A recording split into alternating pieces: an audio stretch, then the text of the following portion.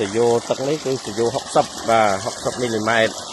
ហើយយើងមើលម៉ោង3ជាងហើយនៅទឹកនៅពេញសយោនេះតែម្ដងបាទសូមគោរពជំរាបសួរបងប្អូនទាំងអស់គ្នាបាទថ្ងៃនេះមកថតបាទប្រព័ន្ធសូឡាបំទឹកដែលបានរៀបចំទើបតែរៀបចំហើយថ្មីនេះបាទមួយថ្ងៃពីរថ្ងៃនេះឥឡូវយើងបានរៀបចំហើយប្រព័ន្ធសូឡានេះកម្លាំងវា2សេសបាទកម្លាំង2សេសហើយគាត់យកទឹកដើម្បីស្រោចស្រពដំណាំរបស់គាត់ហើយនឹងធ្វើស្រូវធ្វើអីនេះបាទធ្វើដំណាំចកាទៅលើដីរបស់គាត់នេះច្រើនដែរហើយផ្ទាំងសូឡាដែលយើងដាក់សម្រាប់2សេសនេះគឺមានសូឡាចំនួន4ផ្ទាំងបាទ4ផ្ទាំងនេះប៉ុន្តែផ្ទាំងធំនេះក្នុងមួយផ្ទាំង730 វ៉ាត់ចំនួន4ផ្ទាំងហើយសម្រាប់ម៉ូទ័រ2សេសបាទម៉ាក IT Solar បាទឥឡូវនេះនៅវេលានេះម៉ោង3ជាងហើយយើងមើលទៅទឹកបាទនៅតែចេញល្អដដែលហើយសយោទឹកនេះគឺសយោ60បាទ60 mm ហើយយើងមើលម៉ោង3ជាងហើយនៅទឹកនៅពេញសយោនេះតែម្ដងបាទបើសិនជាថ្ងៃពេញល្អម៉ោង9ម៉ោង10 11 12អីអានោះចេញខ្លាំងជាងនឹងទៀតបាញ់ហ្មងបាទនេះទឹកនៅពេញសយោនៅខ្លាំងឃើញទេបាទហ្នឹងហើយម្ចាស់គាត់ពេញចិត្តហ្មងបាទអញ្ចឹងម៉ូទ័រ2សេសក៏ដោយមានទឹកដែលបូមចេញមកបានតិចឬក៏ច្រើនម៉ូទ័រខ្លះបានទឹកតិចម៉ូទ័រខ្លះបានទឹកច្រើនហើយទៅតាមតំបន់ទឹករាក់ទឹកជ្រៅហើយខាង IT Solar តែងតែសិក្សាហើយជូនអតិថិជនថាគាត់ដាក់នឹងនៅតំបន់ណាហើយដងនឹងទឹកតិចឬក៏ច្រើនអញ្ចឹងយើងលៃម៉ូទ័រណាដែលត្រូវជាមួយនឹងដងដើម្បីធ្វើម៉េចឲ្យបានទឹកច្រើនពីព្រោះដងទឹកតិចក៏យើងមិនអាចដាក់ម៉ូទ័រដែលចេញទឹកច្រើនបានហើយដងទឹកច្រើនយើងដាក់ម៉ូទ័រដែលចេញទឹកតិចគឺយើងស្ដាយកម្លាំងប៉ុនគ្នាតែយើងបានទឹកតិចណាដែលដងឲ្យផលទឹកច្រើនតែយើងដាក់ម៉ូទ័រសម្រាប់ទឹកតិច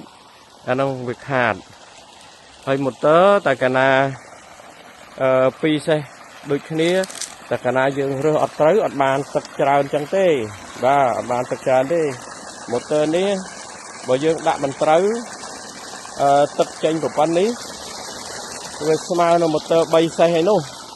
បាទស្មើនឹង3សេសឯនោះហើយ3សេសខ្លះនោះក៏អត់បានប្រហែលនឹងទៅទៀតដែរ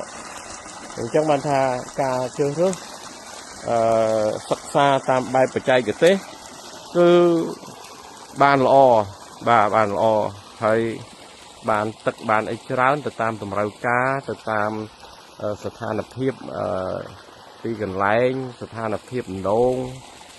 បាទហើយប្រព័ន្ធដែលខ្ញុំធ្វើនេះគឺមានគ្រប់ទាំងអស់បាទនៅក្នុងទូភ្លើងនេះយើងមានដាក់គ្រប់សពណាឥឡូវបើកមើលបន្តិចមើលបាទនេះយើងមាន controller ដែលមានគុណភាពយើងមាន discounter យើងមានដុំការពារផ្ទះហើយមាន node domino សម្រាប់ចាប់ខ្សែភ្លើងខ្សែម៉ូទ័រខ្សែ